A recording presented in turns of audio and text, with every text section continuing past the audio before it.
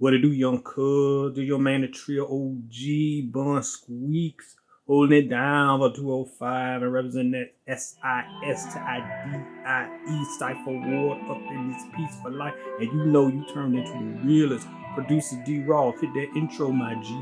Hit that intro, my G.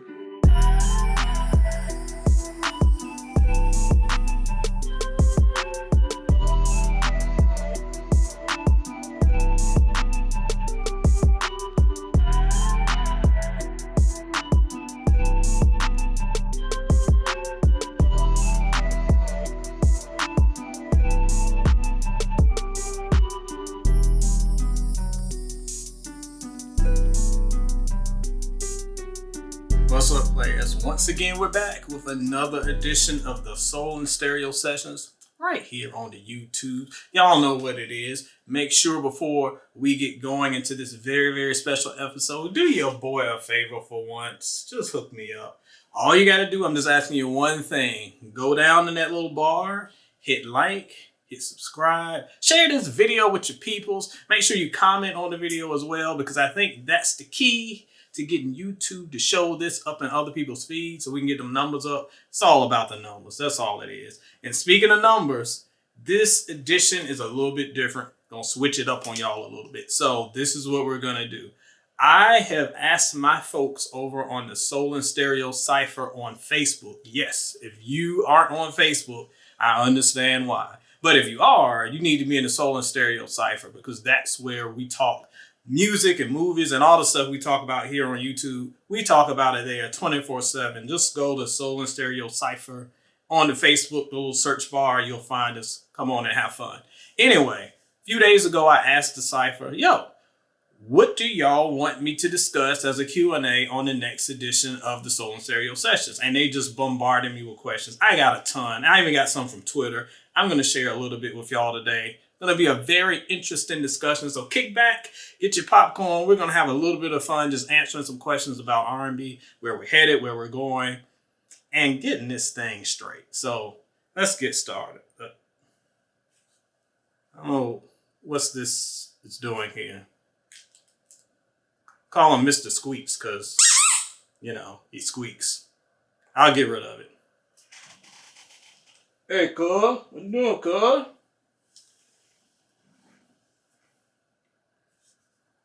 Let's get to it.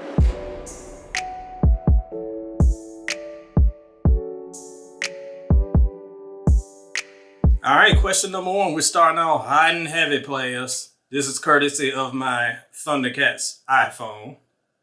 Where do you think R&B went left? Player, you got 3 hours, because I can go on for this forever. Where R&B went left. It's not just one thing. It's just not T-Pain, even though I would love to blame him. It's not one thing. It's a perfect storm that really got R&B into the state that it's currently in. And while I love my genre, we can all recognize, if you listen to this video, we're a long way from the glory days. So let me try to wrap it up real quick and figure out why I think it was a perfect storm that kind of messed up R&B. In my opinion, you don't have to look any further than 2009. And here's the reason why.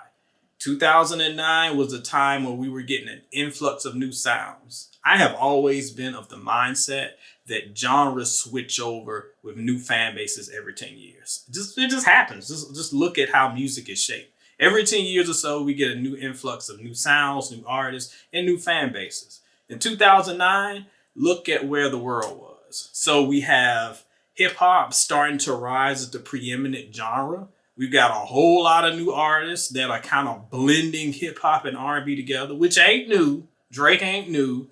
Missy was doing it. Lauren was doing it. Even Heavy D to an extent. Some other artists were doing it. So this was starting to infiltrate a little bit more. And as hip hop became more dominant, I think R&B was unfortunately trying to keep up with the Joneses. So we've got R&B experimenting with auto-tune. We've got R&B doing the EDM phase. I know you remember the EDM phase. Then we're mixing in hip-hop. And whereas R&B was always a strong genre with one specific sound, by the 2000s, it was tracing trends. It was trying to figure out what hip-hop was doing. Hip-hop was moving so fast, it was chasing behind it. It was losing its way. Also, add on that, what else happened in 2009? The rise of social media and Twitter. Yeah, I know it was around before then, but this is when it really started to captivate our culture. So you have a huge platform with a lot of young fans who only know what they know. Their first album is Carter 3. So they are very vocal about what they want and what they want to hear, and they're very adamant to push back against the older guard. I know you remember when they had my man Ice-T versus Soulja Boy and all those beefs. It was a big young versus old battleground then. And the younger voices, which were predominantly Twitter, were dominating that conversation. You had the industry was like, oh, we're catering toward them, and what they want to hear is what they know. And what they didn't know is what R&B sounded like to us. So the sounds that we were used to were getting pushed away because the industry was trying to cater to this young, vibrant, loud audience that was really shaping what music was looking like. Also, this is a very factor that people do not look at. This is also around the time where music was being taken away and stripped away. Our arts programs were being stripped away from our schools. So then you've got a lot of artists who are in the 90s and 80s. Listen, a lot of those artists y'all love, they were trained in two places, at school or the church. And with that being kind of suppressed, we're having a lot of artists that are untrained out here trying to do their thing. And then we got one more thing, the rise of the social media star. You've got so many artists, and y'all know them. I don't want to say them because I'm going to get canceled. Lil Nas X. But those artists like that who are basically social media influencers who became popular. And with their popularity, they didn't have to do they're not trained musicians. A lot of them are very talented, but they're raw and they're untrained. They haven't had the guidance. They haven't sat down with the legend. They haven't been tuned out. So all of these little factors, from the way the industry is being pushed to the sounds that once dominated were completely pushed out. R&B legends, basically, I didn't mention this, a lot of R&B legends, they started chasing trends. You got 50-year-olds and 60-year-olds and 70-year-olds trying to sound like 17-year-olds because they're trying to do what they've always done. They're trying to stay popular. They're trying to stay current. So they're doing sounds that alienate their main fan base and cater to a young fan base, which don't work because the old heads don't want to hear it. The youngins don't want to hear it because they've got their own. So the genre itself was just annihilated by all these little factors. One day I might write a book, and if I did, it would be about how 2009 just changed everything. Can it be fixed? I sure hope so, but times is tight, player. Let's get to the next question. I'm getting depressed.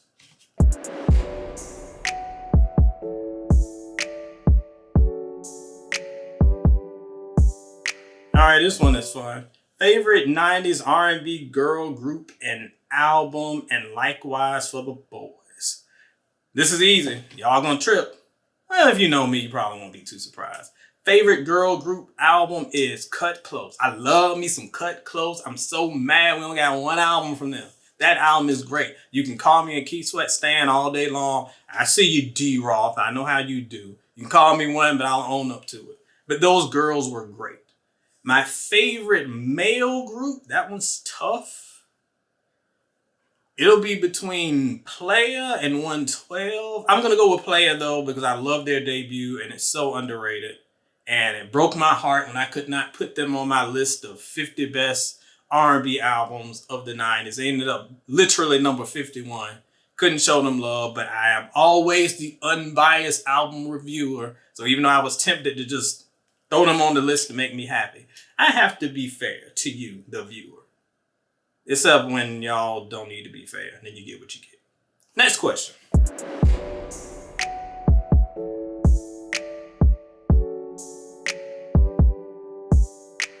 All right. What is Beyonce's defining album? I don't want to know who asked that. Anyway, Beyonce's defining album. Let's first determine and put a definition of what defining is, because so many people just think defining is my favorite. That's your favorite. That's not defining. And it's not even best. Defining is the album that best encapsulates an artist's career. When you think of an artist, what's the album that best puts their career in the forefront? Which one best represents who they are as an artist? My opinion, that's easy. That's the self-titled Beyonce album. That is her defining album by far. Her best, though, y'all saw my YouTube video. You've been to soulandstereo.com. Her best is B-Day. I said what I said. Keep in mind, though, that this is probably recorded before the release of her new album, The Renaissance. You know, the one where she's riding on the glass horse? This is recorded before then, so maybe Renaissance will be her best in defining. I don't know. We'll see. I'm sure you'll tell me in the comments when you tell me how late and wrong I am, because yay, comments. But make sure you comment, because then it makes my views go up. Hey, cuz, the best Beyonce album, cuz. We talking best album, cuz. We talking Lemonade, cuz. Look at it. Lemonade. That's when she took it to another level with them videos, cuz. To another level, cuz.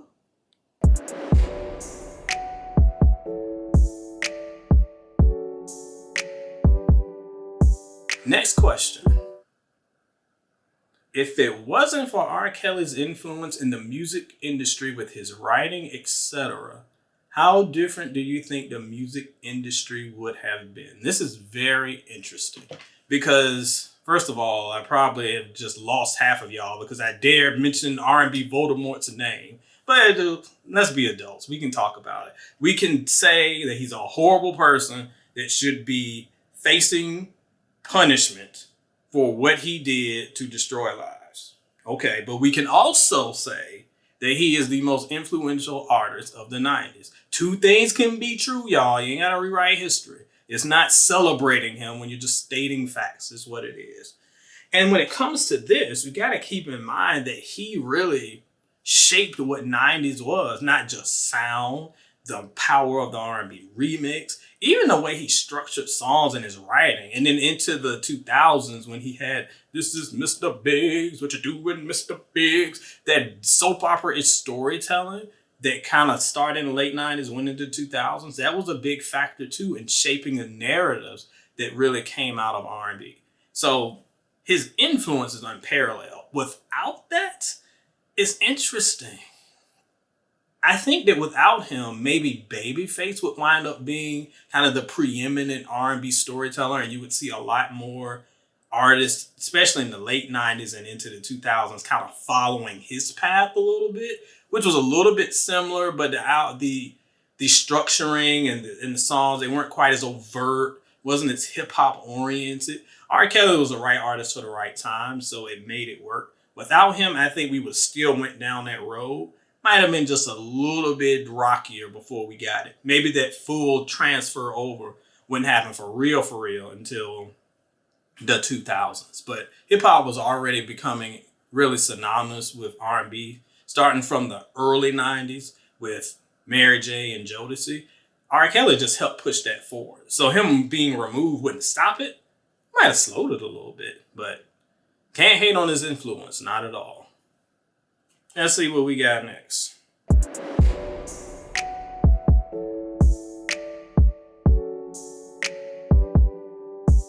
How much longer do you think R&B will last before it becomes the new jazz? That's a depressing question. And no offense to my jazz heads. My brother loves jazz. So many people I know love jazz.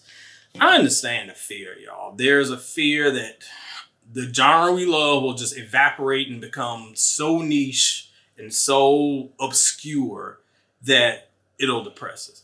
I don't think it's going to get to that because jazz, I think, has become compartmentalized in its own thing.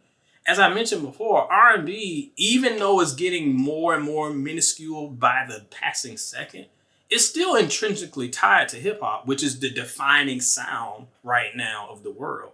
I mean, listen to how many hip hop joints you hear that samples classic R&B songs, whether it's 90s, 80s, even going into the 70s and 60s. That sound will still always be prominent there. It's just gonna keep getting a little bit smaller.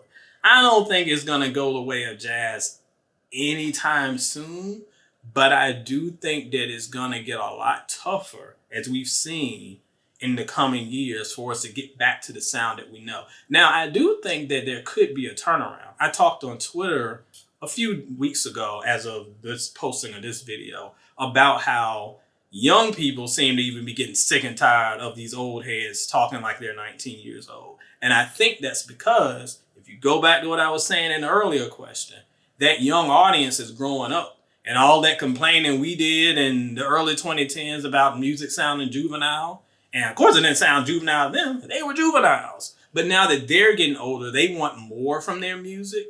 And a lot of that more comes from that more mature sound from the 90s. That's why it's being co-opted. So we could see sparks of a revival.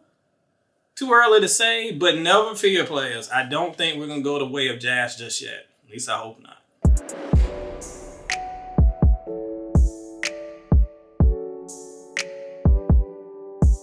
All right, next up. How do you feel about the overt over-sexualization of music in general and R&B in particular? Let me keep it real on y'all. I don't have no problem with some shady, sexy music. My favorite artist, Lil' Kim. I think Adina Howard's R&B album in the night around, I think it was 95 when it dropped. I think that's one of the most underrated albums of the decade. I have no problem with y'all being freaky. I mean, Freak Me is one of my favorite songs. Don't stop, baby. Don't stop. That's my joint. But I have no problem with it. My issue with it that drives me up the wall is that you're so lazy with it. At least put some sort of artistry. Tell some stories. Like, do something. Don't just put gross DMs on a beat and make it a song. That's what drives me nuts. So the sexualization, as we move toward it, really, to be honest, is just a reflection of the times. Music is always a reflection of the times. And as one of my friends so succinctly put it a few years ago, hoe is life in 2022. Y'all just love hoeing. And that's fine. Do what you want. I'm married. Just keep it out of my house because it's stinky and weird. But look, do what you want. My point is, music will always reflect that. So it doesn't bother me that we're getting a lot of it. What bothers me is that we get it in the most lazy, gross way possible. You're going to be weird and creepy. At least be creative about it. Not just gross and lazy. Yeah.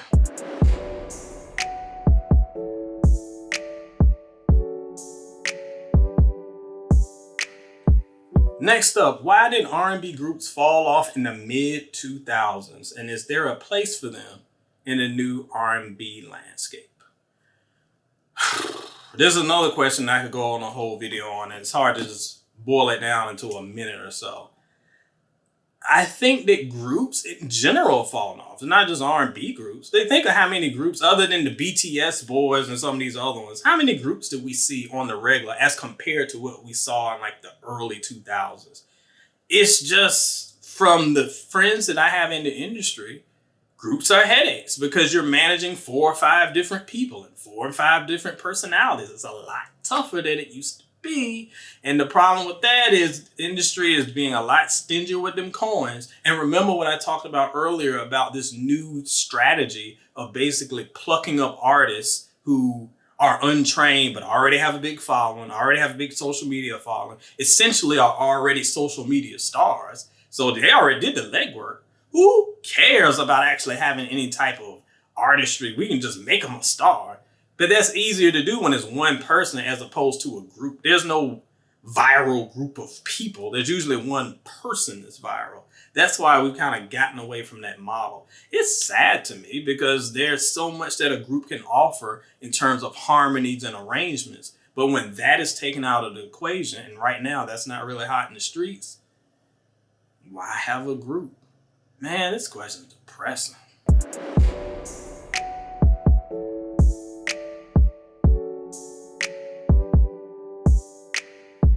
All right, let's see what we have next. Oh my God. So, all right, pay attention. This is a thing. You're being hunted by stans. Do you think you have a better chance of escaping the Barbs, the earbuds, the Joe Budden guys, or the Drakeettes? Earbuds? This is new to me. I mean, yeah. Everybody has a weird name. First of all, the Drakette sounds like the brokest 60s group I have ever heard of. They are somewhere fishing for cigarette butts out of a trash can. But of the three, let me tell you which ones I know for sure I'm not escaping. That's the Barbs. I have never seen such horror movie monsters in my life. They are the Jason of Twitter. You think they're gone, they're just coming back up with their horrible decorative nails and bad wigs. So they are definitely not one I'm going to escape easily. And then the Drakettes are just so weird. They're so busy trying to convince each other that the albums that are terrible aren't terrible. I'll slide right by them. I've never seen a fan base that instead of celebrating the albums that are good, and Drake does have good albums, they spend so much time spinning yarn, trying to defend the terrible stuff. Scorpion is terrible. This new album is terrible. Honestly, never mind. Don't even listen to it. Pretty much everything out of views is either mediocre or a mess. But they spend so much time talking about how great those albums are. They never talk about the ones that are actually good, which are the ones in the early 2010s. Give me the first three and I have no beef with Old Aubrey. Anyway, that leaves the earbuds. And since there's only like 5 or 6 of them, I think I can outrun them pretty good. So I'll have my chances with the earbuds. I know one thing, those barbs are still on my neck, so they'll come at my neck for this video, trust. Let's see what we got next instead of death threats.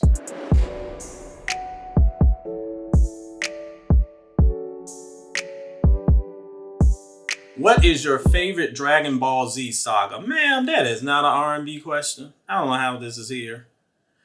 I mean, it's here. I like the Cell saga. Cell is my dude. So the Cell saga, the Frieza saga, that was cool.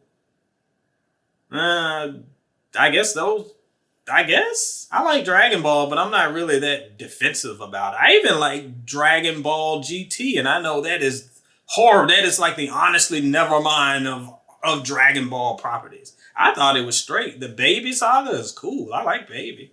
But give me the Cell saga, I guess. Sure, the anime heads will come from my throat. Because y'all are always on my throat. No, cuz, the streets, we roll heavy with Dragon Ball Z, cuz Goku, that's our dude, man. We roll with him heavy. I'm going to say the best saga going to be Majin Buu, cuz it was crazy. Everybody was merging into things, and they were combining and stuff. It was crazy, cuz.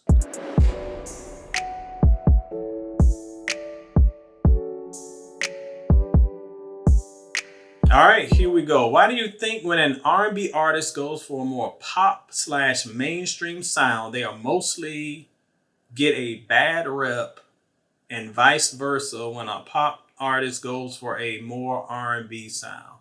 I get what they're saying on this one. So basically, why do we get mad when R&B artists go pop, but when pop artists go R&B, we embrace them? And this is only a thing, well, I was going to say this is only a thing in the R&B community, but this is in every fan base. But the R&B community, as we talked about earlier, is very, very, very defensive of their sound, especially right now because it's so hard to find. I think we get mad because we feel betrayed. This is a genre that we love and that's slowly starting to erode away for several reasons. And again, I say that, and I know someone's going to go in my mentions and mention 18 artists that are doing it big. Obviously, because part of Soul and Stereo's mission is to celebrate those artists who are doing it big. Go check out my last video where we talked about some of the best albums of the year so far. Go check out the site, my reviews. I show good R&B artists love. So don't worry about that. We showing them love. But we're talking about the overall mainstream sound because most of those artists, unfortunately, aren't mainstream right now. And yes, when we see our mainstream artists abandoning the sound to go do something else, it's a little annoying. I got annoyed when Beyonce decided to be the fourth member of the Migos. I didn't like it. And I didn't like it when Usher was doing the same thing and so many others. It just betrays when we need our artists more than ever who built their name on the sound. It's a little disheartening when they abandon it because right now it's just not hot in the building. So yeah, I get it. And then on the other side, that's a kind of case by case thing. Because when we have pop artists going to R&B, that it depends on the artist. Because some artists, I will see Justin Bieber do it, and we're just, oh, Justin Bieber's bringing R&B back. Really? I heard the album. Really? Really? I don't know about that. Now, on the other side of that, when we're talking about pop artists going R&B, that can get a little bit dicey, because sometimes you'll have some artists that will make the switch, and all of a sudden we're like celebrating because we've got a big name artist giving little old R&B some love.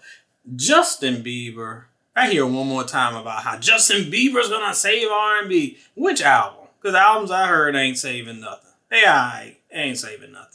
But then again, there's pushback because in the brains of some R&B diehards, there's an intruder, there's a stranger in my house. To me, it said it. Took a while to figure out. So there's some pushback on both sides. But again, it all comes back to R&B fans being very, very defensive of the genre they love. I can't blame them. I am too. But I do think sometimes we are a little bit too gatekeepery. But then other times we need to be gatekeepery, because we wouldn't be in the mess that we are in now if we weren't more protective of the genre. I see both ways. No, cuz that Justin Bieber R&B album, you sleep, cuz. That's the realest album out here in these streets. You talking about you want R&B back. Justin Bieber, he bringing it to you, cuz. And I can tell you from experience, you know why? Because I'm the trill OG of these stuffed animal streets, cuz. I'm the realest, cuz.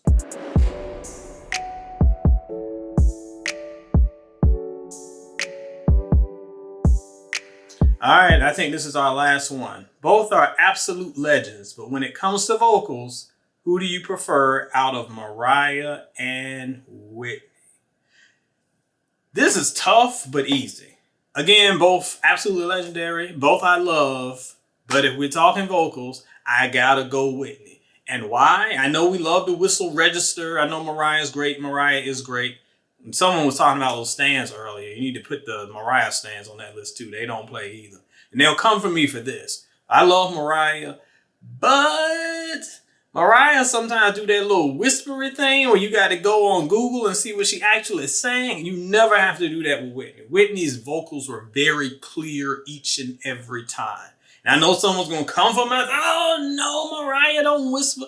She doesn't, but she does chew up them vocals on some of those songs. I mean, there's songs I love, but I mean, The Roof, y'all didn't know what she was saying on The Roof that whole time. You know, you looked it up in the liner notes. You ain't know what she was saying. But the thing is, both are incredible vocalists. Both, especially Whitney, we missed today. But gotta go old Nip. I think old Nip has got it on our girl MC.